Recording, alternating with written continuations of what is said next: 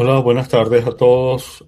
Como ya fui presentado, mi nombre es Gustavo Rodríguez. Tengo el gran placer de tenerlos a ustedes de compañía hoy. Vamos a hablar sobre la física de la luz. Eh, para ese propósito quiero compartir pantalla. Hoy vamos a hablar de la física de la luz y cómo influyen las telecomunicaciones a través de fibra óptica. Realmente este es un tema que se utiliza todos los días en fibra óptica, pero es algo en relación a lo cual se habla muy poco y, como dice en la presentación, es algo cuyo conocimiento nos puede ayudar a tener menos problemas en la operación de una red de telecomunicaciones en fibra óptica.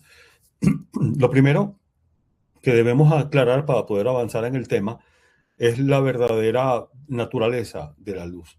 Eh, La luz generalmente nos explican que tiene una dualidad onda-partícula, lo cual no es exactamente cierto. A manera de introducción, tuve un profesor de física que un día nos explicó que cuando un físico nos dice que va a hablar sobre una partícula, realmente nos está diciendo que va a explicar algo sobre lo cual no hay una explicación formal y que no sabemos qué es. La partícula generalmente se refiere, cuando se habla de física cuántica, se refiere a un evento que ocurre en un determinado lugar del espacio, pero no es una esferita, no es una pelotita, ni tampoco es un objeto físico, y mucho menos la luz que no tiene masa, no es un objeto físico. Simplemente, en el caso de la luz, es un fenómeno cuántico, un fenómeno que ocurre dentro del átomo, que obedece a las ecuaciones de Maxwell. Simplemente cuando un electrón se cambia de órbita o se mueve, eh, genera un campo eléctrico porque él tiene una carga eléctrica y ese cargo eléctrico genera a su vez un campo magnético que es perpendicular al campo eléctrico, como se ve en la ilustración, y ambos campos se generan uno al otro y el otro al otro y van viajando en una dirección perpendicular. Es un fenómeno cuántico la luz que se presenta en el átomo cuando se mueven electrones fuera de su órbita que generan un campo eléctrico por cuanto tienen carga eléctrica y ese campo eléctrico genera un campo magnético. El campo eléctrico y el campo magnético son perpendiculares entre sí, es decir, hay 90 grados entre el uno y el otro, y ellos se propagan por el espacio en una dirección perpendicular a los dos. Por hacer una comparación, pudiéramos decir que el campo eléctrico está en el eje Y, que el campo magnético está en el eje Z y que la dirección de propagación es en el eje X. No es así, eso simplemente a modo de comparación para que se entienda que cada uno está en un cuadrante distinto. Eso tiene su explicación en las ecuaciones de Maxwell que aparecen en la diapositiva y las cuales voy a explicar brevemente a continuación.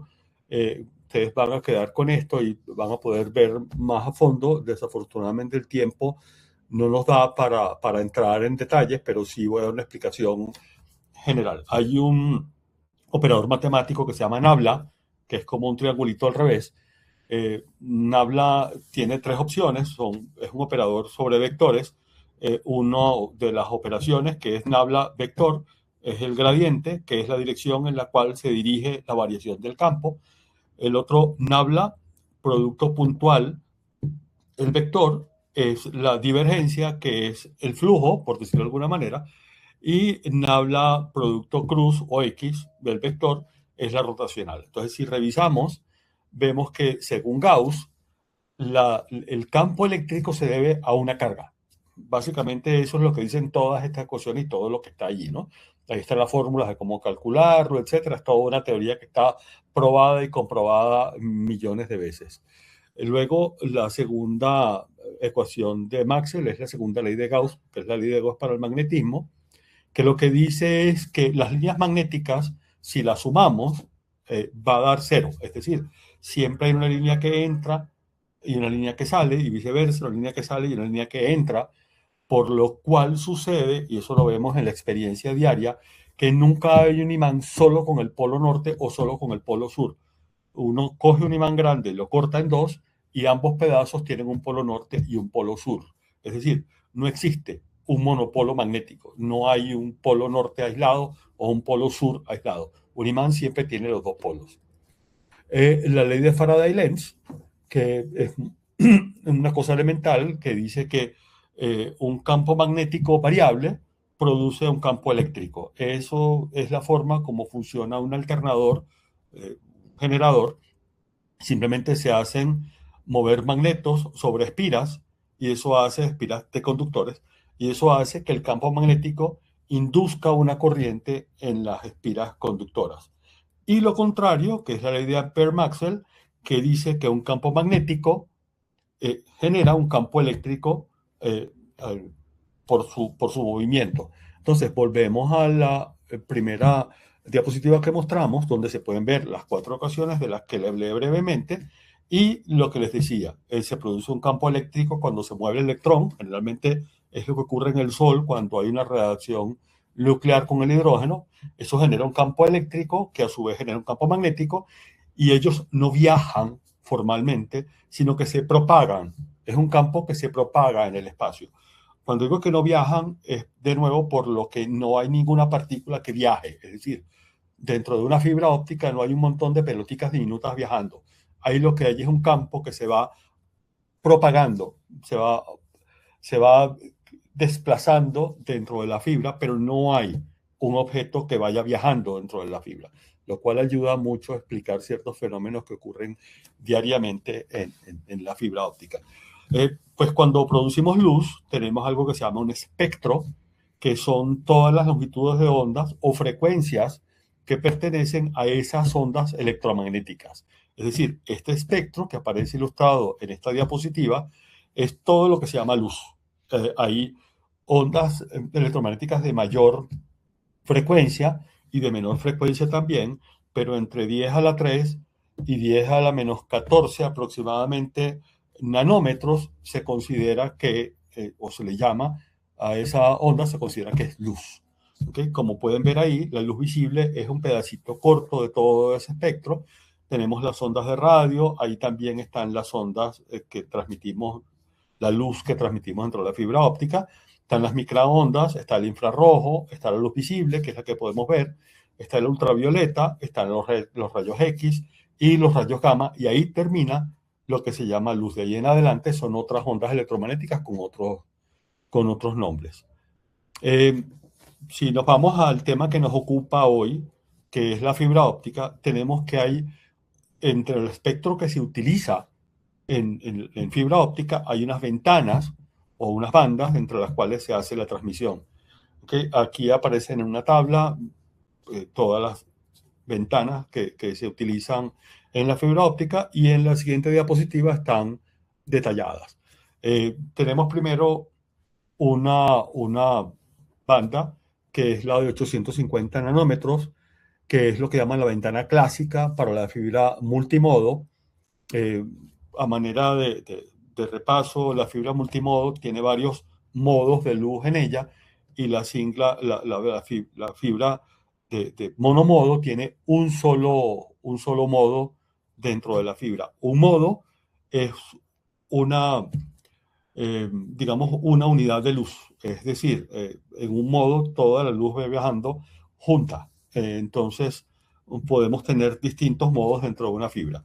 En el caso de monomodo se utiliza mucho esa ventana de 850 nanómetros y se utiliza para redes de corta distancia, como cuando se instala en un edificio, utilizamos fibra multimodo, porque primero es más barata la fibra y segundo, la transmisión se puede hacer con un LED, no necesitamos equipo tan costoso para transmitir dentro de esa banda, que es la primera banda de 850 nanómetros. Luego está la banda llamada O, por original, que es una banda que tiene muy poca dispersión cromática, es decir, la luz viaja sin salirse, sin dispersarse dentro de la fibra, sino que va toda junta tranquilamente, lo cual nos permite una comunicación bien fluida. Y esa banda se utiliza normalmente en fibra monomodo o SMF, que es Single Mode Fiber. ¿Okay? Ahí están las redes de GPON y de XGS-PON y también se utiliza en transmisiones multiplexadas. Aquí hay unos términos, CWDM y TWDM y DWDM. Yo les puedo compartir luego un escrito sobre qué significa cada una de ellas, pero les puedo mencionar ahora que todas las que son CW, TW, DWDM son ondas multiplexadas, es decir, en esa fibra hay varias bandas y varias transmisiones al mismo tiempo. ¿Okay? Luego está la banda E, que es la banda extendida, que se solía evitar por un fenómeno que se llama el pico de agua o el pico de absorción del ion OH, correcto, pero hoy en día se hacen unas fibras que no tienen ese pico de agua y entonces ahora ya se utilizan esas fibras también en multiplexación. Luego está la banda S, que le llaman corta, que es utilizada para multiplexación y para redes metropolitanas de larga distancia, y ahí se utiliza una cosa que se llama amplificador Raman. Es un amplificador que con un láser amplifica las señales que van dentro de la fibra para hacerla llegar más lejos. Luego está una banda C, o la banda convencional, que es la reina de la fibra óptica para transmisiones de larga distancia. Se utiliza cuando se habla de ciudad a ciudad y redes largas, ¿okay? Y se utilizan unos amplificadores que se llaman EDFA, que son amplificadores dopados con herbio, que es un elemento químico, que cuando tienen el efecto de un láser sobre el herbio, que está incluido en una fibra, o sea, es una fibra con herbio, la fibra adentro tiene herbio, cuando se le dispara con un láser, él amplifica naturalmente todas las ondas que van viajando por esa fibra sin necesidad ni de desconectar ni de utilizar un equipo electrónico para semejante amplificación, sino que simplemente se amplifican por efecto del láser sobre el herbio. Eso nos permite empacar hasta 96 canales en una sola banda. Luego está la banda L, que es la banda larga, que se utiliza para complementar cuando la banda C queda vacía. Hay un par de bandas que ya nos van a ser muy útiles, que son una banda que es la ultra long, que rara vez se utiliza para transmisión de datos, pero que se utiliza para diagnósticos. Todos hemos visto que hay unos OTDRs que tienen esas landas 1625 y 1650 que nos permiten transmitir señales dentro de una fibra óptica que está en uso para efectos de diagnóstico y mantenimiento. Entonces, pues en resumen, la industria gira en torno a las bandas C y L y tiene la banda O también para acceso residencial y la banda para transmisiones de datos. Básicamente están en ese espectro que se utiliza para la transmisión de fibra óptica.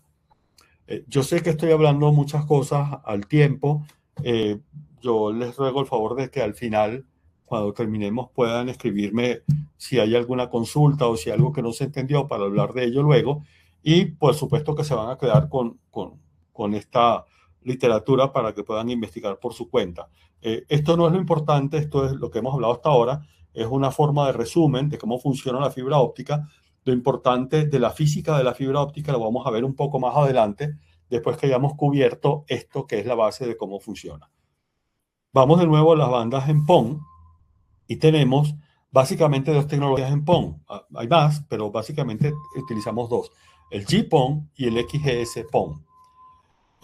Cuando hablamos de bandas, generalmente los equipos utilizan el centro de la banda, es decir, en GPON sabemos que utilizamos 1310, lo genera la ONU, y sabemos que utilizamos 1490, que es lo que genera la OLT. La OLT le transmite a la ONU en 1490 nanómetros y la ONU le contesta diciéndole, recibí tu señal, dame instrucciones en 1310 nanómetros. Y la banda XGS-PON utiliza para upstream 1270 y para downstream 1577. Es decir, se transmite de la OLT en 1577 y la OLT responde, perdón, la ONT, la ONU responde en 1270 nanómetros. Las bandas de GPON tienen otra banda que es una banda NRF que nos permite tener video, que es la de 1550, que pues conocemos que se utiliza para el video. Cuando hablamos nuevamente de PON, y esto es bien importante tomarlo en cuenta porque aquí empezamos a ver las fallas que ocurren de pronto por no conocer la física de la luz. Estamos el PPON, que está en desuso, ya no se usa. Está el GPON, de la que ya hablamos, que son la transmisión en las bandas de las que hablamos anteriormente, en 1490 de la OLT a la ONU y en 1310 de regreso. Tenemos la XGS-PON, que ya no transmite 1 giga, sino 10 gigas, y puede coexistir con GPON. Aquí, en este lugar, hago un apartado importantísimo porque es algo que he visto ocurrir con frecuencia. En los equipos de medición, de los cuales vamos a hablar al final de la presentación, hay un error común que es entender que cada banda está separada, lo cual no es necesariamente cierto. ¿A qué me refiero? La banda de 1550 de video, la banda de 1490 de transmisión desde la OLT a la ONT y las bandas de XGS-PON, sobre todo la de 1577, todas están muy cerca. Entonces, cuando esas bandas están cerca, si intentamos medir la luz que viaja por esa fibra, nuestro medidor va a sumar todas esas luces. Hay una posibilidad de separarlas, que es con un WDM, que es un separador de un filtro de bandas, pero ese filtro de bandas solamente lo tienen los medidores de PON, o específicamente para PON y para GPON. Hablo de medidores de power meters que tienen una segregación en esa banda. ¿Por qué hago énfasis en este tema? Porque he visto en varias aplicaciones prácticas, en grandes compañías, grandes MSOs, errores de medición que se transfieren a fallas por cuanto la medición no fue correcta en el enlace y en el lugar donde se está haciendo la conexión al usuario, y nos da potencias mayores porque suma la banda de GPON con XGS-PON más la de video. Entonces, en esos casos, debe utilizarse cuando hay varias bandas, cuando están juntas XGS-PON y GPON, y cuando hay video en 1550, tiene que utilizarse sí o sí un medidor de potencia con segregación de bandas. Es decir, que separe y que filtre para que nos dé el resultado de 1490 solo y no le sume 1550 a esa medición. Eso es importantísimo y es un error común que muchas compañías, unas muy grandes, están utilizando medidores de broadband para medir una red donde hay 1490, 1550 y 1577. Eso no debería utilizarse. Eso debe evitarse. Deben utilizarse en ese caso solamente equipos de PON o de XGS-PON, no equipos de broadband. Para seguir con el tema, hay otros PON que están reservados. Hay uno inclusive que es perfecto, que es el WDM-PON, que le da toda la privacidad y todo el ancho de banda garantizado a cada usuario. Y como decía, está el video, que es no es un estándar de PON, sino que es un servicio adicional que nos permite transmitir señales de video. Entonces, ahora sí volvemos, si es una explicación previa, volvamos a la luz, que es lo que interesa en este webinar. El primer fenómeno físico que ocurre dentro de la fibra óptica, realmente ocurre siempre con la luz, es la dispersión de Rayleigh. Cuando habíamos visto la primera diapositiva, vimos que la luz se propaga en el vacío con un campo eléctrico que genera un campo magnético y que se dispersan se propagan de una determinada dirección. Eso ocurre casi eternamente en el vacío, pero cuando la luz consigue un medio, al entrar al medio se frena. Y al frenarse ocurren varias cosas. La primera razón por la que se frena es porque esa onda electromagnética, cuando consigue una partícula cargada, como un electrón, como vimos en las ecuaciones de Maxwell, va a mover ese electrón. Al moverlo, ese electrón se excita y produce más luz. Entonces, la luz que viene y que entra en un medio comienza a generar más luz y eso se dispersa. Yo pongo siempre el ejemplo de cuando entramos a una habitación oscura y encendemos una linterna. Hay unas de luz determinados que marcan un círculo de pronto en la pared de enfrente, pero cuando encendemos la linterna se alumbra toda la habitación, porque parte de la luz viaja recto hacia la pared y otra parte se dispersa por el aire que está contenido en la habitación. Cuando choca con los electrones, con las partículas que están en el medio, en este caso aire, se dispersa. y ilumina toda la habitación porque sale en todas las direcciones. Se puede ver en la ilustración cómo la luz va en todas las direcciones. Parte de esa luz se transmite, digo de la dispersada, apartando la que ya viene sola. Parte de la que se dispersa se transmite, parte de la que se dispersa, se escapa de la fibra y parte de la que se dispersa se regresa. ¿Okay? Eso es indispensable y eso es algo que utilizamos todos los días en fibra óptica. ¿Por qué razón? Porque esa luz que se retrodispersa es la que nos permite analizar el enlace y la red con un OTDR. El OTDR recibe esa luz y la interpreta y nos da un resultado de diagnóstico que es lo más útil que hay para poder mirar dentro de una red. Entonces, esa dispersión de Rayleigh en el caso de la luz visible se ve mucho y es la razón por la cual la atmósfera es azul.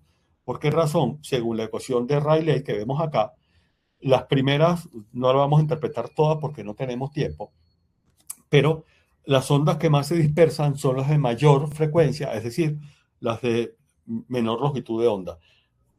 Esas ondas son el azul. Entonces, cuando la luz del sol entra en la atmósfera se ve azul porque se está dispersando primero la luz azul.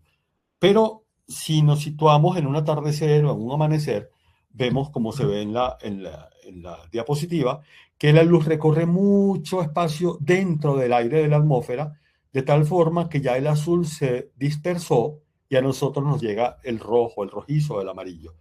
Es porque queda más lejos dentro de la atmósfera, viaja más distancia y ya el azul se terminó, ya se dispersó por allá cuando entró en la atmósfera. Lo mismo ocurre dentro de la fibra. Se dispersan de diferentes maneras las diferentes longitudes de onda. Eso pues nos lleva a una pérdida de potencia debido a la distancia porque se dispersa, como dijimos, la luz y tenemos unas dispersiones que son diferentes en diferentes tipos de fibra por su propia forma constructiva. Entonces tenemos que se dispersa mucho más la luz en la fibra monomodo y se dispersa mucho menos en la fibra multimodo. ¿Eso por qué razón? Por la forma constructiva de la fibra. Lo vamos a mirar luego. En la fibra monomodo hay menos distancia en el núcleo y la luz y los modos, o el único modo que viaja en una sola dirección. Mientras que en la multimodo hay muchos haces de luz rebotando dentro del núcleo de la fibra. Aquí entramos en un tema bien interesante que son las pérdidas de potencia de acuerdo a la distancia y cuáles se pueden mitigar y cuáles no. Si vemos en la tabla la dispersión de Rayleigh de la que hablamos, eso es intrínseco al hecho de que la luz está viajando dentro de un medio, no está en el aire, no está en el vacío, sino en un medio distinto. Se frena y vimos que la dispersión de Rayleigh hace que la luz se pierda. Eso no lo podemos evitar, eso es algo físico y es parte de cómo funciona la fibra óptica y no hay nada que hacer con eso. Luego está la absorción de ultravioleta y de infrarrojo, también son parte natural del vidrio, no hay nada que hacer. De ahí en adelante podemos intervenir. ¿En qué? Los iones OH, es decir, el agua, pueden ser cambiados, se pueden manipular de tal forma de evitar que nos produzcan pérdidas. Los iones metálicos también, los empalmes y los conectores, y los defectos de la imperfección, que sí se puede evitar con la calidad de la fibra. Si vemos en detalles, entonces vemos que el ion OH, el agua, primero vamos a revisar un tema y luego otro.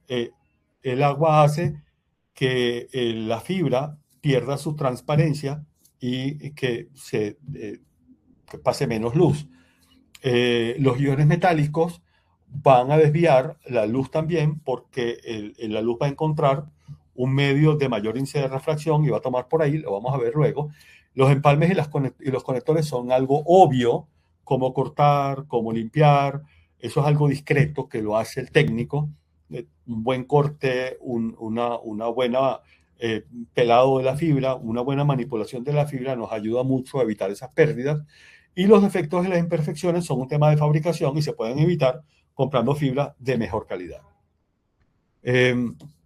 La pérdida de potencia, de acuerdo a la distancia que acabamos de ver, tiene un tema muy importante, como lo vimos en la tabla anterior, que se ignora generalmente y del cual nunca se habla, pero es importantísimo, que es la pérdida por iones de OH. Iones OH significa agua. pues sepan que el alcohol isopropílico absorbe agua del ambiente, es decir, es higroscópico.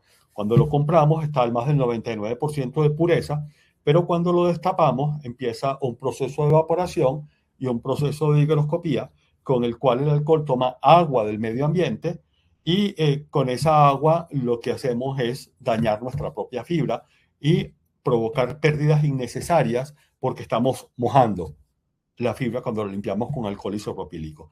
Hay otros fluidos, se puede ver en la imagen, hay otros fluidos que permiten limpiar la fibra sin que el fluido absorba agua, permiten limpiar la fibra sin agua y además son de rápida evaporación. Adicionalmente se utilizan cantidades muy pequeñas de este fluido, no hay que tomar un tarro grande y empapar un paño, sino que apenas una muy pequeña porción ya es suficiente para la limpieza.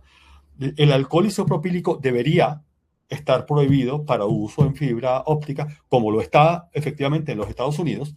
Dentro de los Estados Unidos no se puede, de ninguna manera, está prohibido limpiar fibra óptica con alcohol isopropílico porque primero dañamos la fibra, segundo es peligroso y tercero son sustancias restringidas. Volvemos al tema de la física, la refracción de la luz. Simplemente cuando la luz viene de un medio donde viaja más rápido, porque tiene menor índice de refracción, y entra en un medio donde viaja más lento, porque tiene mayor índice de refracción, se frena, porque el índice de refracción lo que nos dice es la velocidad a la cual viaja la luz, se frena y cuando se frena se dobla. Simple. Entonces, esa es la razón por la cual cuando metemos un lápiz dentro de un vaso de agua, vemos como que el lápiz se dobla. ¿Por qué? Porque la luz dentro del agua se frena y al frenarse se dobla. Cuando pasamos de un índice de refracción menor a un índice de refracción mayor, la luz se dobla hacia la normal. ¿Quién es la normal? Si tenemos el plano de la superficie sobre la que estamos hablando, la normal es una línea imaginaria en vertical. Si tenemos nuestra superficie en horizontal, la normal es perpendicular a la superficie. Es decir, si la superficie es horizontal, la normal es vertical. Cuando pasamos del aire, por ejemplo, al agua, la luz se dobla hacia la normal, es decir, hacia el centro. Si lo hacemos al revés y pasa del agua al aire, la luz se desvía alejándose de la normal.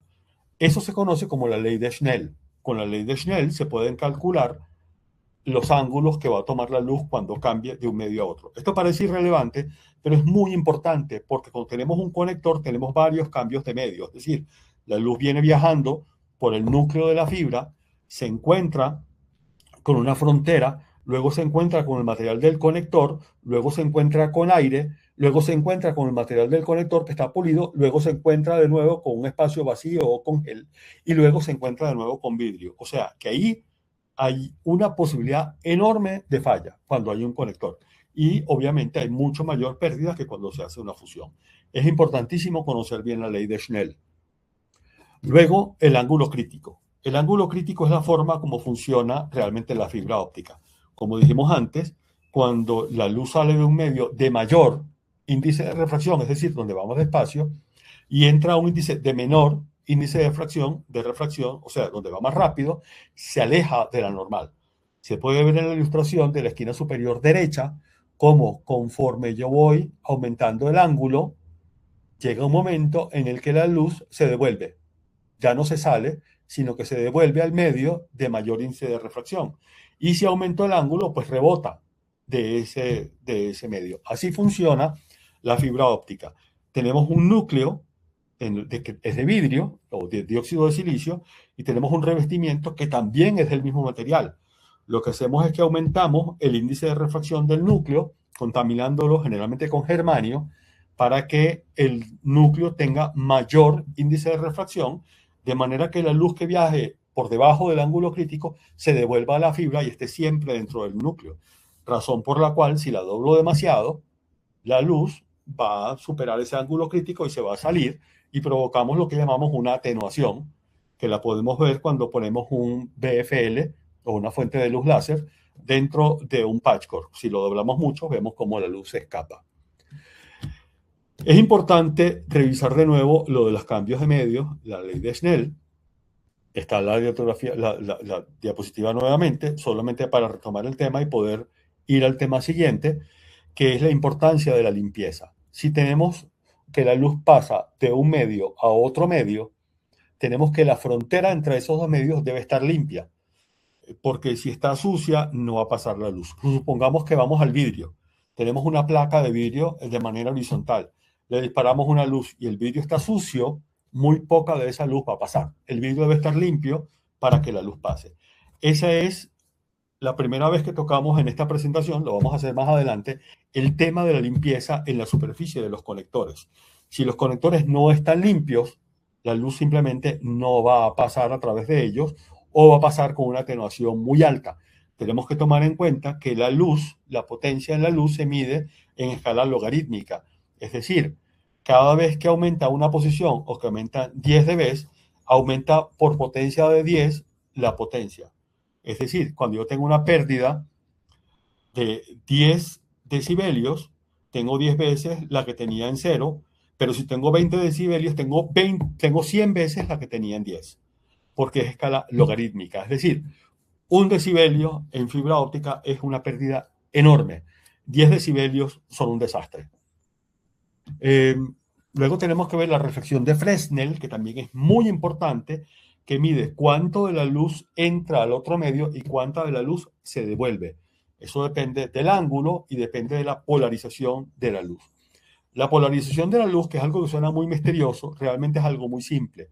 La polarización de la luz es la dirección del campo eléctrico de la luz. Como dijimos, hay un campo eléctrico y un campo magnético.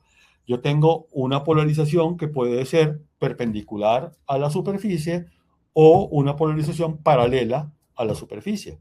Esa polarización es lo que me va a determinar, junto con las fórmulas, que como les digo, no quiero entrar en tema de fórmulas porque como ven son relativamente complejas, cuánto de la luz va a pasar al otro medio y cuánta de la luz se va a devolver.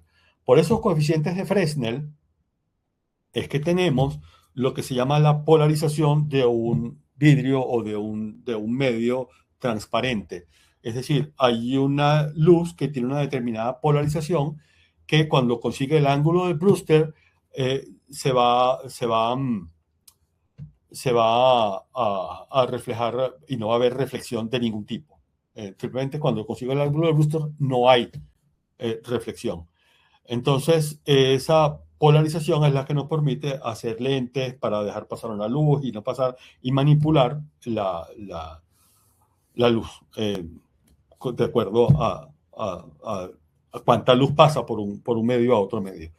Y finalmente repasamos un tema que tocamos en otra diapositiva anterior para poder ir al tema que nos interesa, que es la fibra óptica, y es de nuevo la reflexión interna total, que es cuando la luz, como explicábamos antes, está dentro de un ángulo crítico tal que comienza a devolverse al centro, al núcleo de la fibra óptica, y que se le conoce como reflexión interna total. ¿Okay? Así es como funciona la luz, se ven las ilustraciones, cómo funciona la fibra óptica, que aunque la fibra esté curvada, siempre y cuando no supere el ángulo crítico, la luz se va a mantener dentro del núcleo de la fibra. Si hago una macrocurvatura, es decir, si doblo mucho la fibra, se va a escapar. Y si hago una microcurvatura, que es decir, un pedazo muy pequeño que tiene una curva muy aguda, por maltrato o por no sé, por mala manipulación, la luz también se va a escapar.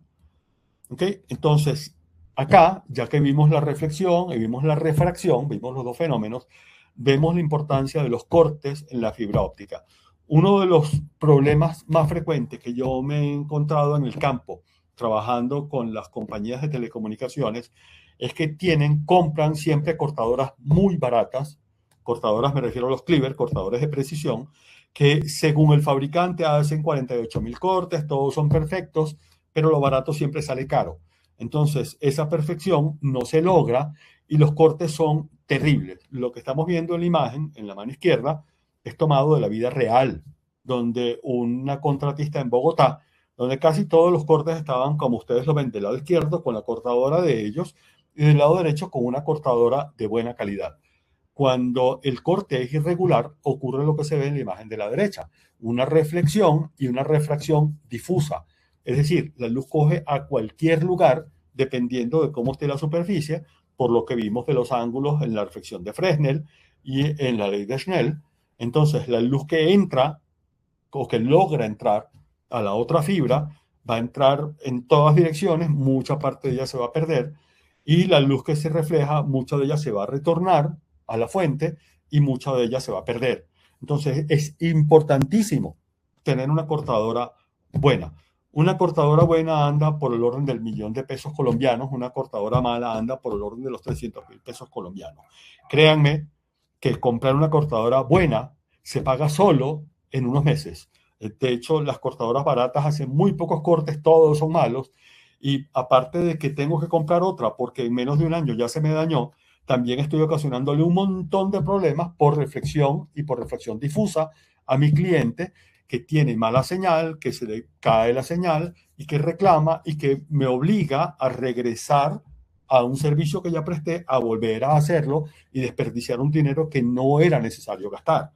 Eso que se llama truck rolls puede inclusive ser más dinero de lo que fue la instalación original. No voy a nombrar al pecador, pero sí el pecado. Hicimos un análisis de 4 meses trabajando con un proveedor de internet doméstico y vimos que estaban gastándose una fortuna del orden de los 1.600 millones de pesos por año por cada 100 técnicos, cuando el problema era la instalación del conector final. Es decir, el corte, la manipulación de la fibra, eso hacía que la luz se dispersara en cualquier dirección. Volvemos al caso del OTDR. Como dijimos, funciona con la retrospección, con la retrodispersión de Rayleigh y con la reflexión de Fresnel. ¿Cómo? El OTDR lo que hace es que envía un haz de luz de alta energía a la fibra óptica y por la dispersión de Rayleigh parte de esa luz se regresa al OTDR y el OTDR lo calcula y lo interpreta, así como un murciélago interpreta el sonido que él emite que regresa de la pared. Él calcula el tiempo que la onda tarda en ir y venir y con eso conoce la distancia. Lo mismo hace el OTDR. El OTDR realmente es capaz de medir solamente 2 tipos de eventos, eventos reflectivos y eventos no reflectivos. Es decir, cuando el OTDR se consigue, él se consigue primero una pérdida por la dispersión de Rayleigh que depende de la distancia.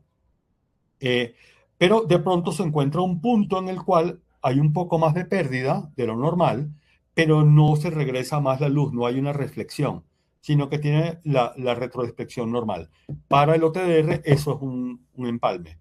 Cuando el OTDR se consigue con un lugar donde hay una pérdida mayor, pero también hay una reflexión mayor, él se da cuenta de que ahí hay un conector porque ahí hay una reflexión de Fresnel, es decir, se devuelve más la luz de lo normal y además la caída de potencia es mayor. El OTDR interpreta que eso es un conector.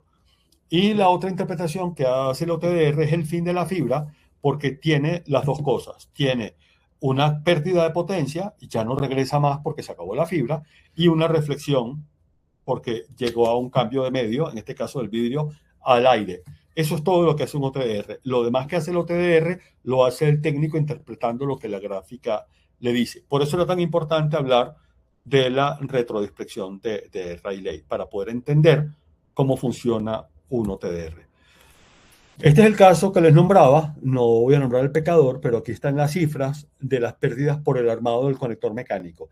En este caso hay una enorme incidencia de fallas por el conector mecánico, porque está mal armado, porque estuvo mal cortado, porque se manipuló mal la fibra y eso hizo que hubieran pérdidas muy altas en el lugar del domicilio. Tenemos otros términos de luz que son los retornos, ¿cierto? En los retornos hay errores de bits y hay el OSNR. El OSNR es muy importante tomarlo en cuenta porque es ruido. En toda comunicación, el ruido es muy importante. ¿Por qué? Porque el mensaje que se transmite tiene que tener más potencia que el ruido. Si yo bajara mi voz y hubiera ruido dentro del ambiente en el que estoy, ustedes no serían capaces de escuchar mi voz. Lo mismo sucede cuando vamos a un lugar muy ruidoso y queremos hablar con alguien. Toca gritar. Lo mismo sucede en la fibra óptica. Para que se pueda transmitir la señal y no se pierdan los bits, no hay un ver, que es lo que es la pérdida de los bits, tiene que ser el nivel de la señal, del mensaje que se quiere transmitir, tiene que ser mayor que el del ruido presente. Hay varias formas de tener ruido en la fibra óptica. Una de ellas son las dispersiones. ¿ok? Y muy importante son las reflexiones que producen eh, las mismas fibras en ellas mismas, sobre todo cuando son varias modalidades de varios modos que van viajando en ella. Hay dos tipos de ese ruido, que son el crosstalk, así se le llama a eso, el homodino, que es cuando es de la misma señal, de la misma longitud de onda. Es el más dañino de todos. Pero hay uno que es el heterodino, que nunca se toma en cuenta, sobre el que nunca se habla, pero que es muy importante, y de nuevo vamos a hablar de GPON, que es cuando otra longitud de onda interfiere en una longitud de onda que yo necesito. En el caso de GPON y de XGS-PON, eso se vuelve a evitar con los WDM que se instalan para separar en los equipos de transmisión, para separar esas señales, esos modos. Entonces, de esa manera evito que el receptor, que la OLT, reciba señales de ruido que no son señales legítimas, sino que son ilegítimas y las confunda con las legítimas y se pierdan la transmisión. Pero esos filtros no lo tienen todos los equipos de medición. Hay que volver al tema de los equipos de medición y estar seguros de que tengan medidores de señales que sean segregados, que cambien y que interpreten solamente una lambda y que no la sumen. ¿Okay? Y tenemos aquí, vamos a hablar de los amplificadores de los que hablamos, de los dopados con herbio, que tienen el problema de que cuando reciben esas señales, que son ruido, también las amplifican. Entonces, por esa razón, se instalan filtros WDM en todos los lugares, tanto a la entrada como a la salida de los amplificadores, para evitar las señales resonantes parasíticas o parásitas de esas señales que están allí. Recuerden que es luz y que no hacen interferencia como la corriente, que es por inducción, sino que los equipos tienen que diferenciar cuál longitud de onda, en cuál longitud de onda están recibiendo un determinado mensaje.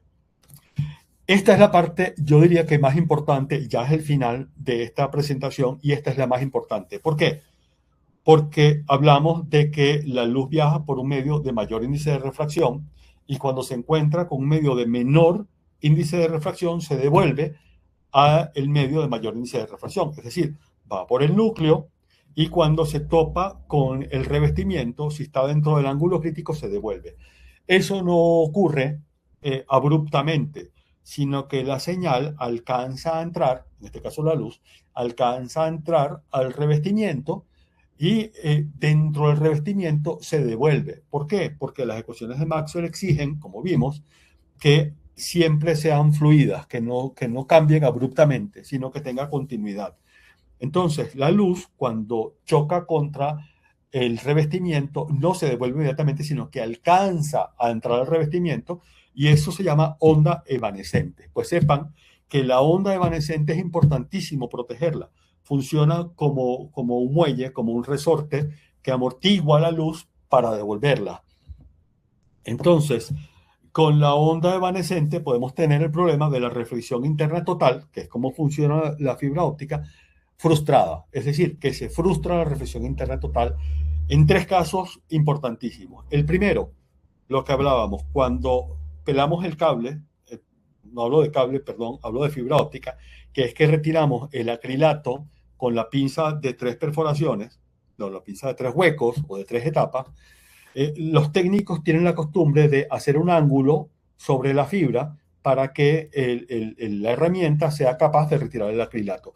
Eso se debe a que la herramienta ya perdió el filo y tenemos que forzarla a que rasgue el acrilato y lo remueva.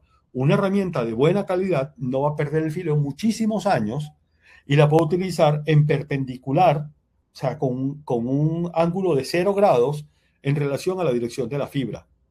Entonces, no tengo que hacer ese ángulo, porque cuando yo hago ese ángulo, yo quiebro la fibra, le provoco microfracturas a la fibra o fracturas definitivas, y es el motivo por el cual a veces dentro de una fusión la fibra se rompe sola, o dentro de un conector encontramos la fibra que se rompió sola. No se rompió sola, la rompí yo cuando con el pelador de acrilato hice el ángulo y marqué la fibra, que funciona igual que cualquier vidrio. Yo, para partir un vidrio, lo marco y le hago presión y ¡tac!, se quiebra solo. Sucede lo mismo dentro de la fibra óptica. O, en el mejor de los casos, que la fibra no se rompió, creé una microfractura por la cual entró el agua, que no tiene que ser necesariamente del alcohol isopropílico, que es lo más probable, sino que también puede ser del ambiente, porque se mojó o simplemente porque hay humedad presente en el aire. Todavía no es líquida, sino que está en modo vapor.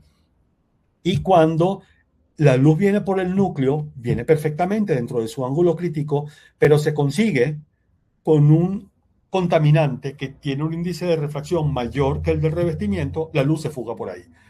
Ese fenómeno ocurre con frecuencia, y lo han visto mucho los técnicos, de una fibra que está en perfecto estado, que no tiene ninguna rotura, que no tiene ningún problema, está perfectamente bien, y sin embargo fuga la luz fuera de la fibra.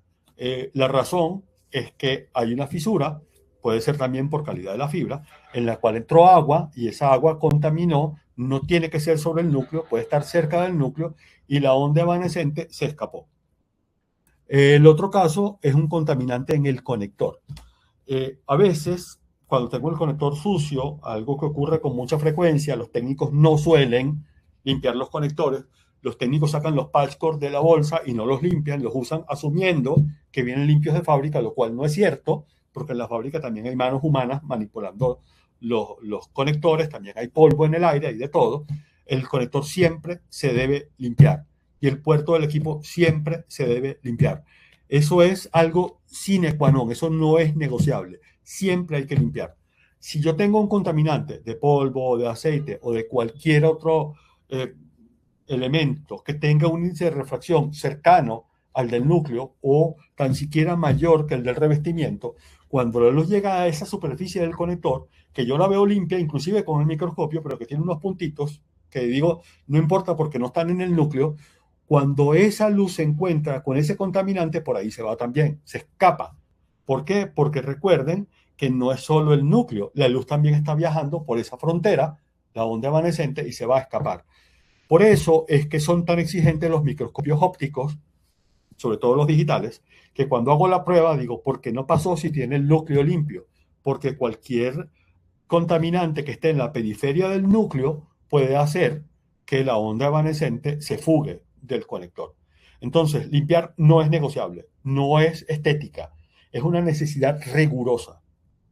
Luego están las curvaturas excesivas, que aparte de la macrocurvatura y de la microcurvatura, como estamos en un sitio donde de pronto el ángulo es muy cerca del ángulo crítico, si yo doblo un poco más de la cuenta, la luz se me va igual.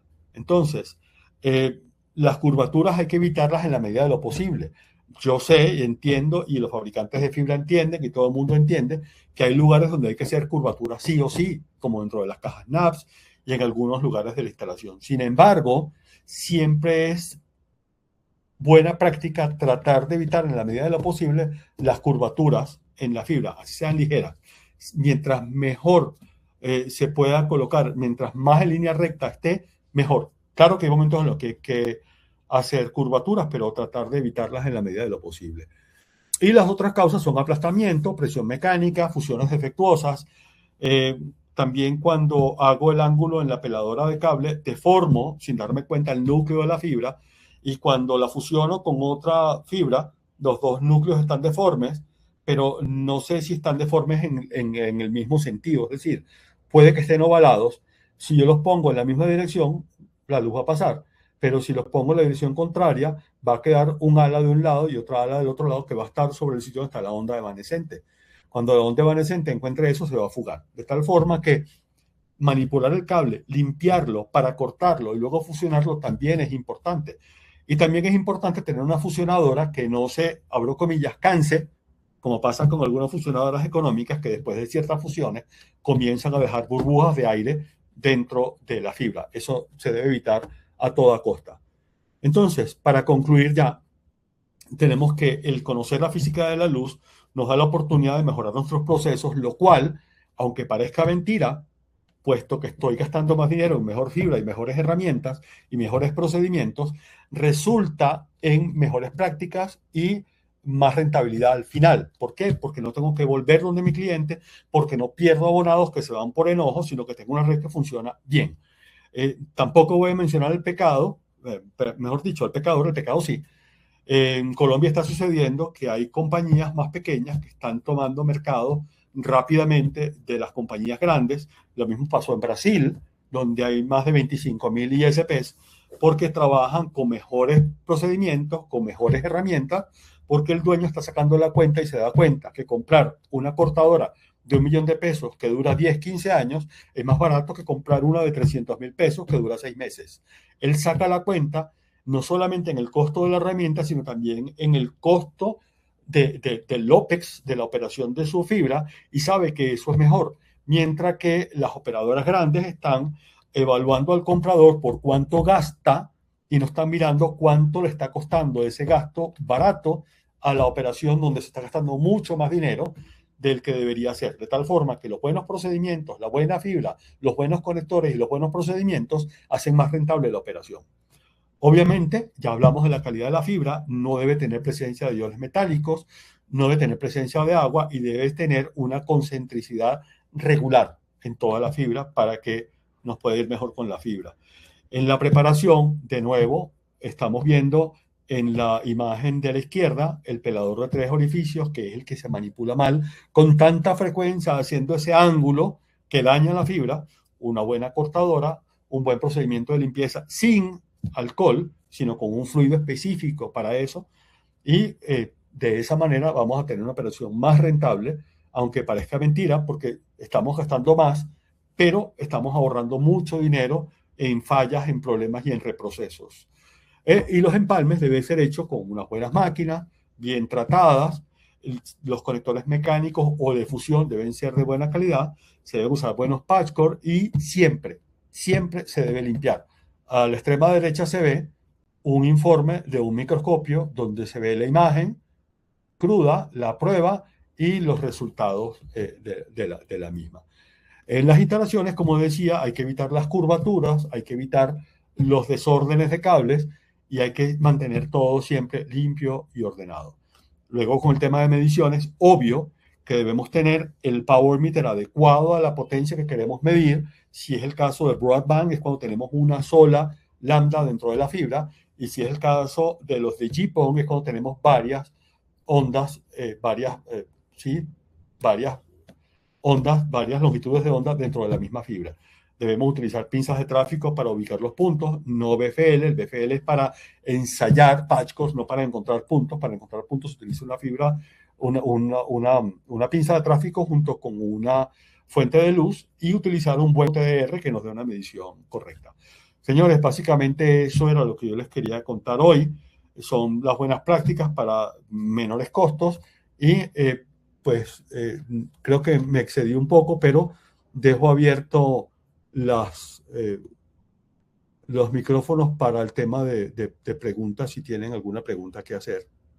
Acá Carlos Romero pregunta, ¿cuál es el error más común que cometemos en el campo que termina afectando la transmisión de la luz? El más común, el que más se refleja, es el mal armado de un conector mecánico. Ese es el que más se ve. Hay muchos otros problemas, pero ese es el más frecuente. Jaime Rodríguez pregunta, ¿podrían compartir el serial de un medidor de filtro con filtro de longitud de onda? Pues todos los fabricantes tenemos un filtro, un equipo con filtro de longitud de onda. En nuestro caso, en el caso de Jonar Tool, se llama XGS-1577 para XGS PON, y se llama PON 50 y PON 55 para el caso de GPON. Pero todos los fabricantes tienen uno. Yo hablo del mío porque es el que conozco. Nelson Poloche pregunta, ¿influye la calidad de los conectores y herramientas de la forma como se transmite la luz dentro de la fibra óptica? Por supuesto. En el caso de la calidad de los conectores es determinante. Hay conectores que yo he estado en el campo trabajando con una MSO, con una gran compañía, se me desarman en la mano. No puedo lograr armarlos, se rompen. Y hay otros que tienen muy poquito gel y cuando necesito, porque me equivoqué, volverlo a usar, ya está seco y no me sirve. Hay otros que están mal pulidos, hay unos que vienen malos de fábrica, hay otros que tienen medidas distintas y no lo aclaran y no están bien en la plantilla de armado. Es muy importante tanto el conector como las herramientas y, como les decía, los fluidos con los que limpiamos la fibra. Todo eso influye en la transmisión de la luz. ¿Cuáles serían los fluidos que sí podemos o debemos utilizar para limpiar la fibra? Pregunta Jaime Rodríguez. Jaime, hay muchos fluidos que se llaman así, fluido de limpieza de fibra óptica. Esos son los que se deben usar, no alcoholes. Aunque dentro de esos envases hay alcoholes, pero es una mezcla hecha de una manera determinada con otros químicos. Yo tengo acá una muestra de uno, son tarritos así pequeños, porque se utilizan ahora cantidades muy, muy pequeñas. Solo con mojarlo ya la fibra, como decimos en el argot técnico, chilla, apenas con un poquito, no hace falta mojar el pañito. Apenas un toque y ya se limpia. León Artundaga, si pudiera dar un solo consejo para reducir las fallas de una red de fibra óptica, ¿cuál sería? Si hablamos de una red domiciliaria, o sea, de FTTH, el mejor consejo que fuera uno solo sería descartar el conector mecánico e instalar conectores de fusión o pigtails en vez de armar un conector mecánico. Pareciera más caro porque tenemos que llevar una fusionadora al campo, pero cualquier fusionadora, de las más baratas, de alineación, de núcleo, va a ser infinitamente mejor que cualquier conector mecánico. Entonces me llevo la peor fusionadora que consiga, que haga alineación por clave, y eso va a ser muchísimo mejor que cualquier conector mecánico. Un consejo, uno solo, fuera conector mecánico. Carlos Carreño, está Carreno, pero yo asumo que es Carreño y si no, que me disculpe Carlos. Buenas tardes, saludos de Comcast Technology. Nos alegra informarles que somos distribuidores de herramientas. Ah, qué bien, de Jonar, sí, claro. Conocemos a Carlos y conocemos a Comcast. Ítalo Alarcón, en cuanto a la limpieza de la fibra, ¿qué tan recomendable es utilizar alcohol isopropílico? Para limpiar la fibra desnuda no se usa. Es lo que se usa normalmente, pero no debería ser. Se debe limpiar con un fluido que no aporte iones OH, que no aporte agua a la fibra para que no se fugue la señal. Pero si hablamos del conector, de la superficie del conector, ahí no se usa ningún fluido. Eso se limpia en seco con un lápiz limpiador, ¿okay? Con los que llaman one click. Carlos Carreño, muchas gracias. Gracias a ti, Carlos. Pedro Castillo, buena información. Muchas gracias. Valentina Gallegos, excelente información. Saludos, Valentina. Saludos, Pedro Castillo Mendoza. Willy Arevalo, hasta la próxima. Adelante, hasta la próxima. Juan Martín, ¿qué recomendaciones le daría a un técnico que está empezando a trabajar con fibra óptica? Que se capacite. Realmente la capacitación del técnico es muy importante. El uso de las herramientas adecuadas es muy importante. El uso del procedimiento adecuado es muy importante. Yo creería que es algo muy ignorado por muchas compañías y no debería ser así. Las capacitaciones son determinantes. Y ya, hasta ahora son las únicas preguntas que hemos visto. Hay alguien que levantó la mano. Hugo Ortiz. A Hugo le agradecería que escribiera porque yo personalmente no tengo permisos de la plataforma para poder aceptar intervenciones de voz. Alejandro Urrea, después de esta conferencia, ¿qué concepto considera que todo técnico debería llevarse como aprendizaje principal? De nuevo, capacítese, use buenas herramientas, tómeselo con calma, buen procedimiento. Eso. Saludos, por cierto, a la empresa General Tool. Tiene OTDRs para GPON que tenga medición en 1625. Ítalo Alarcón. Ítalo, no estamos utilizando 1625, sino 1650, porque encontramos que al utilizar 1625 seguía habiendo una, no se puede llamar interferencia, una multiplexación. Se montaba una onda sobre la onda de 1550 y sobre la de 1490 y decidimos alejarnos un poco más, y no en 625, sino en 1650. Ahí estamos más lejos y hay menos ruido dentro de la fibra cuando hacemos la medición de ensayo, y sí lo tenemos. A ver, Emanuel Chávez, si no se tiene el fluido de limpieza, ¿sería mejor limpiar con el papel? No, siempre se necesita un fluido de limpieza. Lo mejor sería, si no se tiene el fluido de limpieza, venden alcohol en lata, alcohol que es un spray. Es alcohol isopropílico, pero viene en una lata con un atomizador, viene a presión dentro de la lata. Si no se tiene el fluido, pues ese alcohol en spray. Pero el alcohol isopropílico debe descartarse por completo. Pero siempre para limpiar la fibra desnuda, un fluido. Para limpiar el conector, seco. León Artunduaga, siempre nos hablan de conectores y empalmes, pero qué tan importante es realmente entender cómo se comporta la luz dentro de la fibra. Es importantísimo, porque sabiendo cómo se comporta la luz dentro de la fibra, sabemos qué ocurre como fenómeno físico y cómo evitar problemas, fallas y pérdidas de luz, que es lo que acabamos de ver en la presentación. ¿Cuál es el error más frecuente que encuentran ustedes cuando visitan una instalación en campo? De nuevo, el error más frecuente es el armado del conector mecánico. Hay otros, se manipula muy mal la fibra, se ala y eso es vidrio y se tiende a romper. Se hacen fusiones de manera acelerada, se corta mal, se limpia mal, se pela mal, se retira mal el acrilato, se remueve la chaqueta con cuchillas y o sea, con exactos o con navajas, con bisturís y con el hilo de rasgado y se maltrata mucho la fibra y es muy demorado el proceso. Hay herramientas que permiten hacer una ventana de 2 metros en una fibra óptica de, no sé, de 144 hilos armados en menos de un minuto. De otra forma, se tarda media hora. También es un procedimiento que no ocasiona daño, pero que demora mucho tiempo. Una red fusionada sería mejor que la red conectorizada que muchas marcas promocionan. Obviamente sí, pero no se puede fusionar todo. Hay lugares donde tienes que poner un conector sí o sí. Entonces hay que procurar que sea un conector de buena calidad o fusionar un conector en vez de armarlo mecánicamente. Pero sí, fusionado siempre es mucho mejor. Son menores pérdidas y es mucho mejor porque rinde más el presupuesto óptico. Ta, ta, ta. Hasta una próxima. Muchas gracias a todos. Terminaron las preguntas.